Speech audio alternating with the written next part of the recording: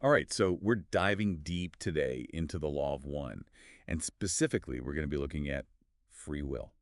Really fascinating stuff. Yeah, and we've got some great material you sent us to really dig into this. I mean, this whole concept that everything is one, right? Right. Everything is the creator experiencing itself. Yeah. That's pretty mind-blowing.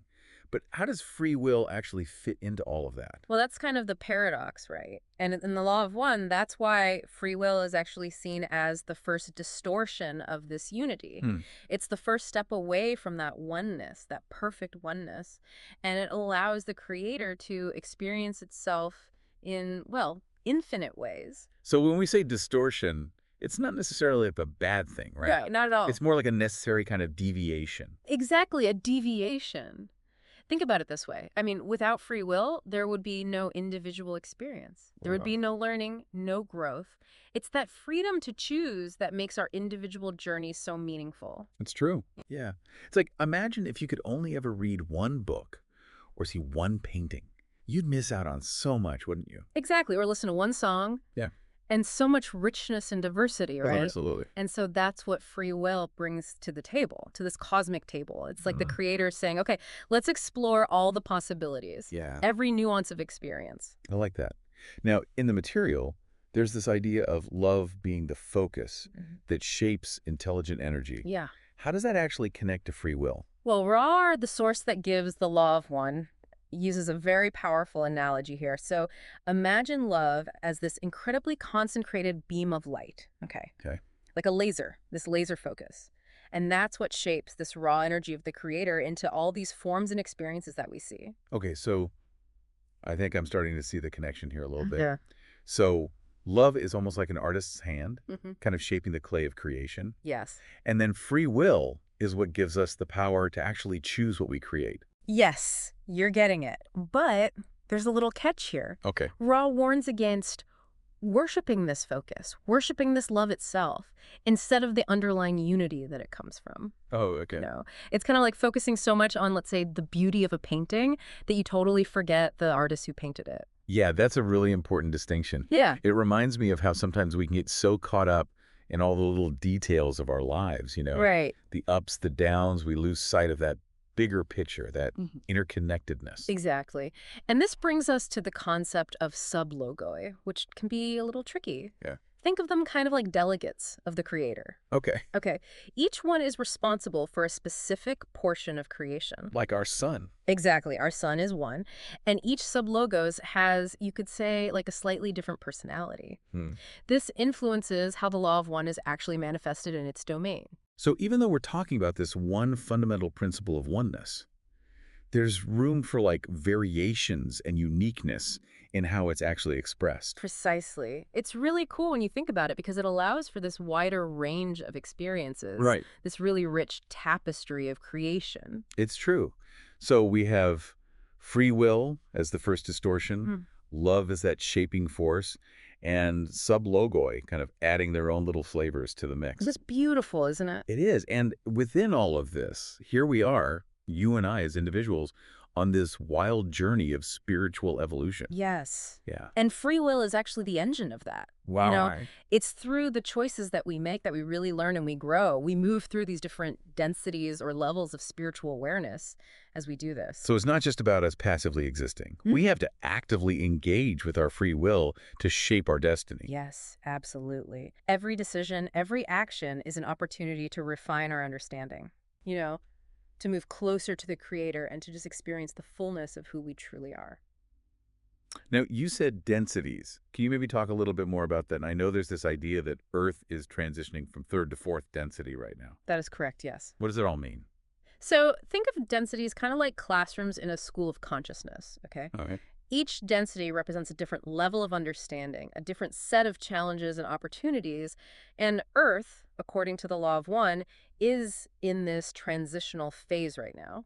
And that's estimated to last how long? Well, they estimate somewhere between 100 to 700 years. Wow.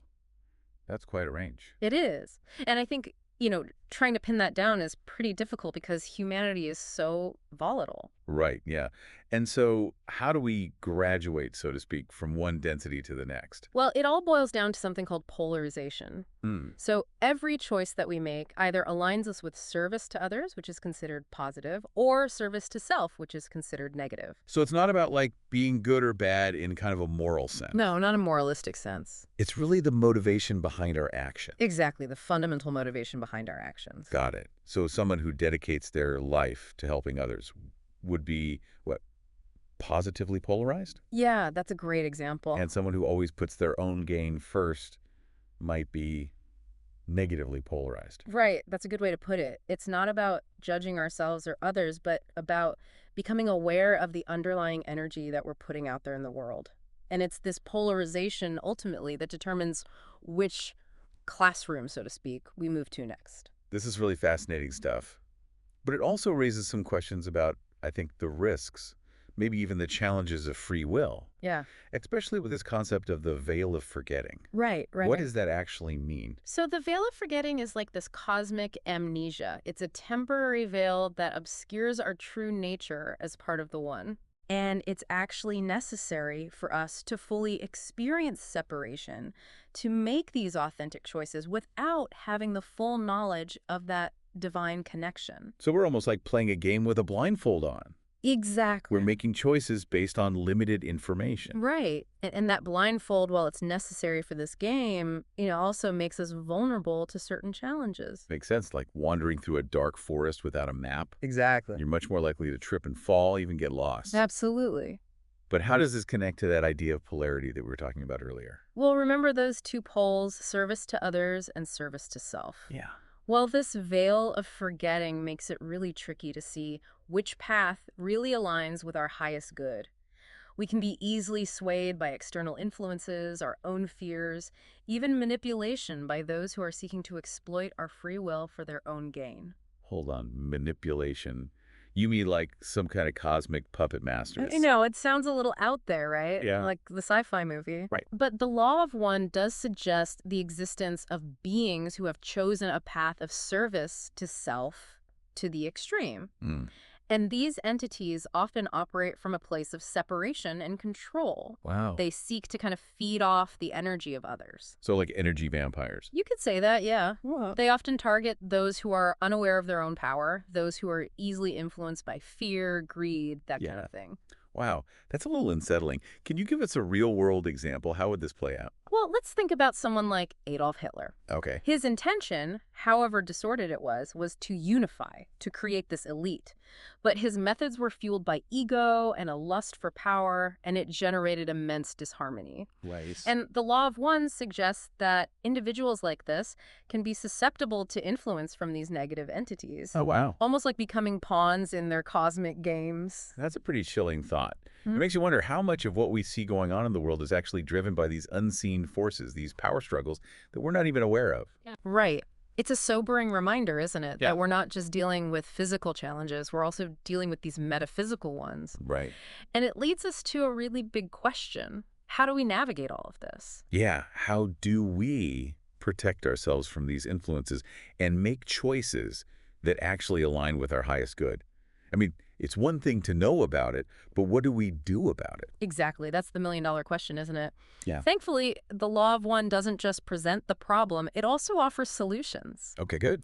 It reminds us that we're not these powerless victims. Right. We have the power of choice. Okay. And the more we align ourselves with this intelligent infinity, with these principles of love, light, and unity, the more we become like beacons of that energy. Mm. And as a result, less susceptible to these darker influences. Okay, that is a much more empowering way to look at it. Yeah. But how do we actually do that, especially with this veil of forgetting thing? Right. I mean, it's like, how do you fight an enemy you can't even see? Yeah. And that is where the real work begins, this work of remembering who we are, of piercing through that veil, reclaiming our connection to the divine. So what, we just like snap our fingers and it happens? Well, I wish it were that easy. Right. But there are many practices that can help us. Yeah. Meditation, for instance. Yep. It's a powerful tool for calming the mind and connecting with our inner wisdom. I've always thought about meditation like it was for monks on a mountaintop, Right. but I'm starting to see how it could be a lot more practical for just everyday life. Absolutely. It's not about escaping the world. Yeah. It's about bringing more awareness and presence into every moment. Even a few minutes a day can make a big difference. Yeah. It's like tuning your radio to a higher frequency. You make it harder for those static-filled channels of fear and negativity to come through. Okay, I like that. So meditation, check. What else can we do to kind of align with intelligent infinity and maybe even strengthen our, let's say, spiritual immunity?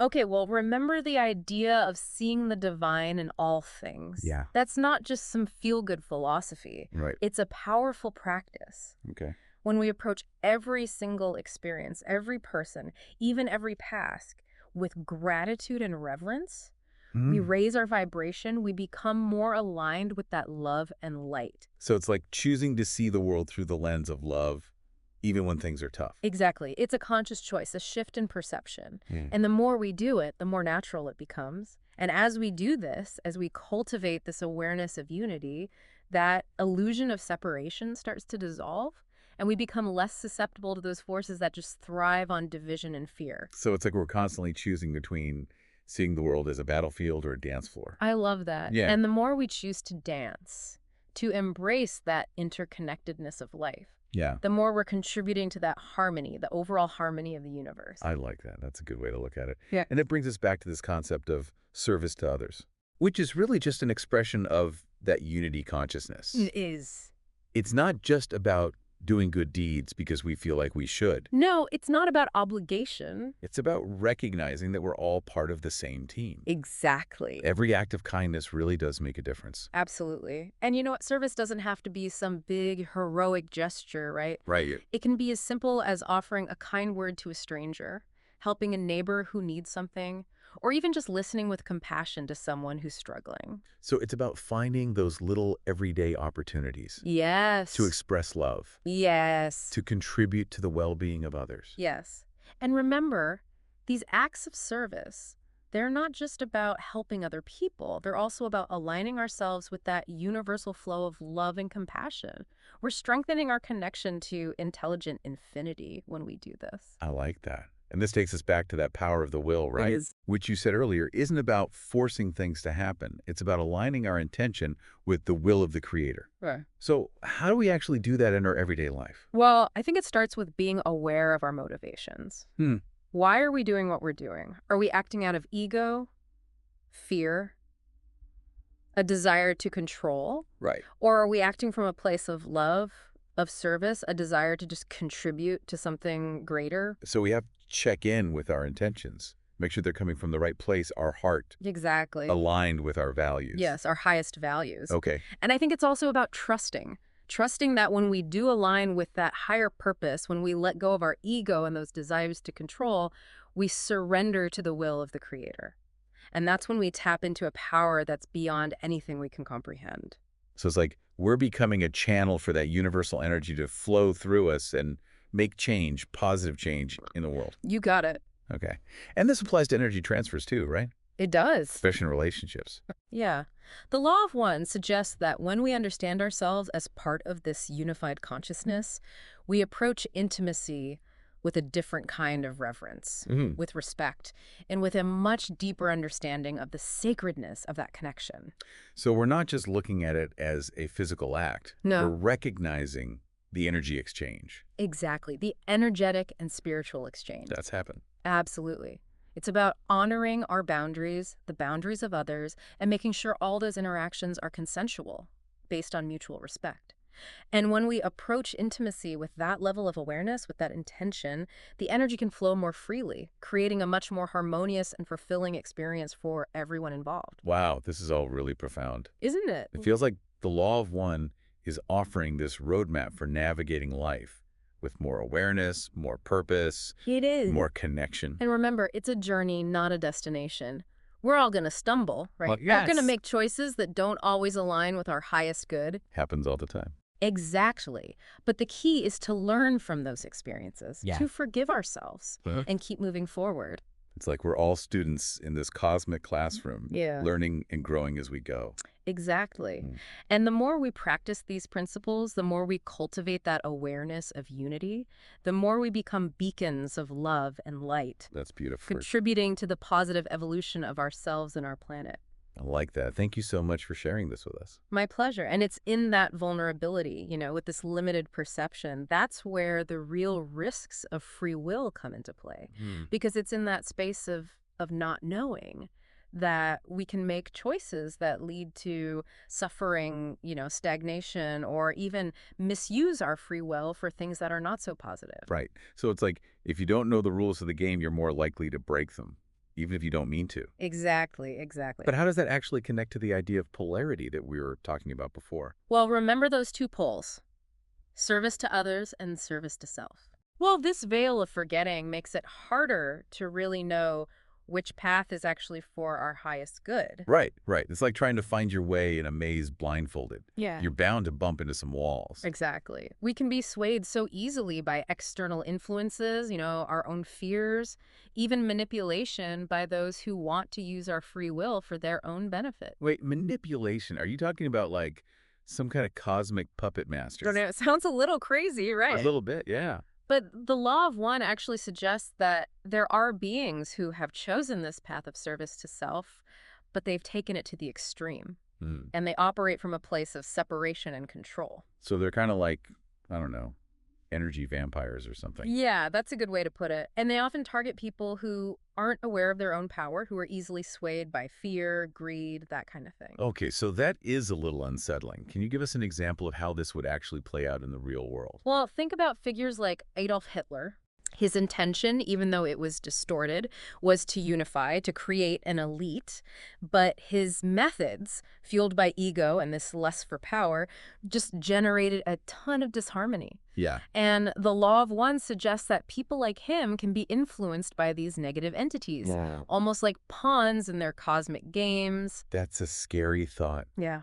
It really makes you wonder how much of what we see happening in the world is influenced by forces that we don't even see, these power struggles on a level that we're just not aware of. It's pretty humbling, isn't it? Yeah. It reminds us that we're not just dealing with physical challenges, but also these unseen metaphysical ones. Right. And it brings us to, I think, the biggest question of all. Yeah. How do we navigate all of this? Yeah. How do we protect ourselves and make choices that are actually good for us, for our highest good, in the face of all of this? Exactly. That's the real challenge. Right. And thankfully, the law of one doesn't just show us the problem. Good. It gives us some solutions. Okay. It reminds us that we're not just victims here. We have the power to choose. And the more we align ourselves with this intelligent infinity, with love, light, unity, Okay. the more we become like beacons of that energy ourselves, and we become less vulnerable to those negative influences. Okay. That is definitely a more positive way to think about it. Yeah. But how do we actually do that? I mean, especially with this veil of forgetting thing, right? Right. It's like, how do you fight something you can't even see? Exactly. That's where the real work comes in. The work of remembering who we truly are, of piercing through that veil, of forgetting, reclaiming that connection to the divine. Right, right. It's a process. So what's the first step? Well, I think a big one is meditation. Oh, meditation again. Yeah. Because it's such a powerful tool. It helps us to calm the mind, quiet those racing thoughts, and really connect with our inner wisdom. It's about going inward, Okay, I can see that. And it's not about like becoming a monk or living in a cave. It's about bringing that awareness and presence into every moment. Yeah, making it part of everyday life. Exactly. And even just a few minutes a day can make a huge difference. It's like tuning your radio to a higher frequency. You're less likely to pick up on all that static and negativity. I like that analogy. It makes it seem less daunting. Right. So meditation, that's a big one. But there's also that idea of seeing the divine in all things. Remember we talked about that? Oh, yeah, yeah. That's not just a nice idea, it's a practice. It's about shifting your perspective. So how do we actually do that? Well, it's about approaching every experience, every person, every task, even the mundane stuff, with gratitude and reverence. So even doing the dishes can be a spiritual practice. Exactly. It's about finding the sacred in the ordinary.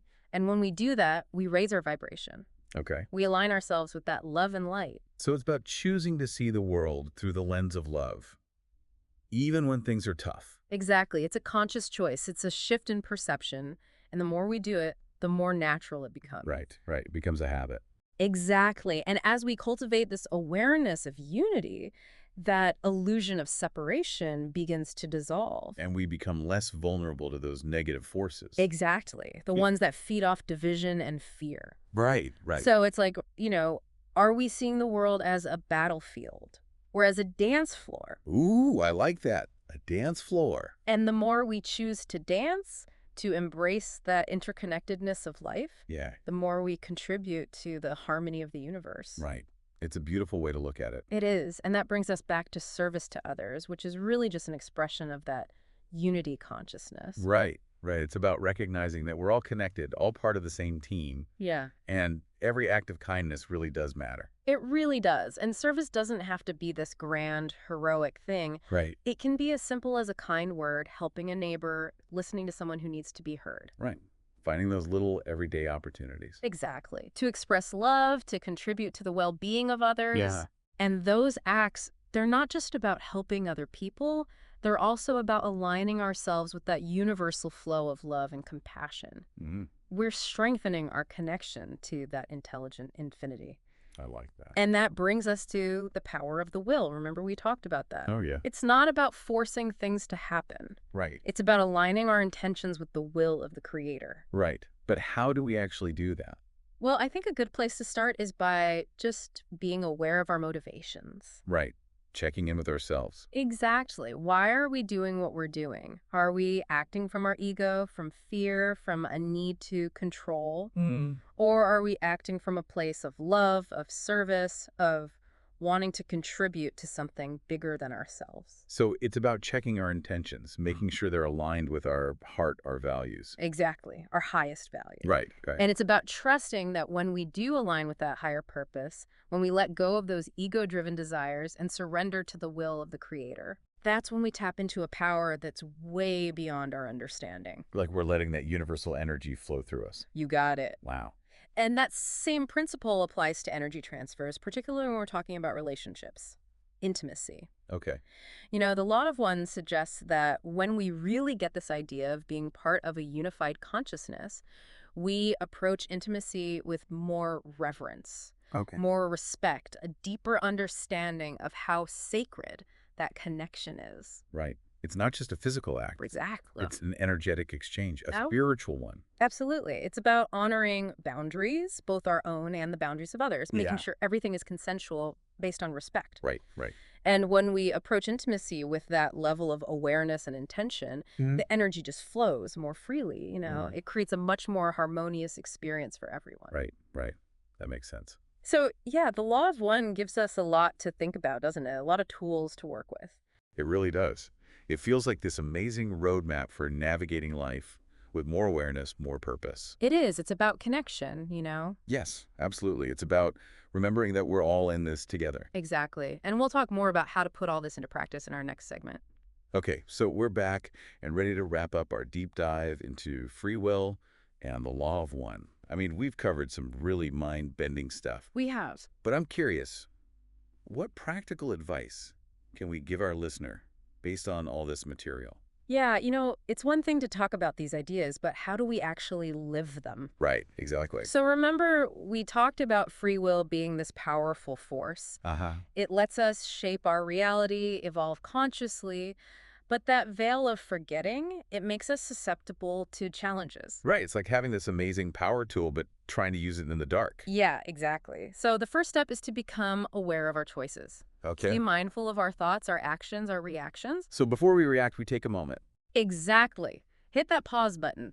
Before we make a decision, big or small, we ask ourselves, is this aligned with love? Is this serving my highest good? Right, like checking in with our inner compass. Yes. And that inner compass, we strengthen it through meditation. Okay. The more we connect with that stillness within, the better we access our intuition and make choices that resonate with our true nature. And you said before that meditation can help us resist those negative influences too, right? Absolutely. Those energy vampires. The more we cultivate our inner light through meditation, the less appealing we are to them. Interesting. So it's like building a shield of positive energy. Exactly. It's not just about feeling good, it's about protecting ourselves. Right. What about seeing the divine in everything? Ah, yes. That's another powerful practice. Right. We talked about choosing to see the world through the lens of love, even when things are hard. Exactly. It's about recognizing that interconnectedness, seeing the spark of the divine in everyone and everything. It's a powerful antidote to that illusion of separation that causes so much suffering. It really is. It's Yeah. like choosing to see the world as a dance floor rather than a battlefield. I love that. Yes, and the more we choose to dance, the more we embrace that connection, the more we contribute to the harmony of it all. Absolutely. And that brings us back to service to others, It which does. is really just living out that unity consciousness. It is, and it's not about obligation, it's about recognizing we're all on the same team. Every act of kindness, it matters. It does.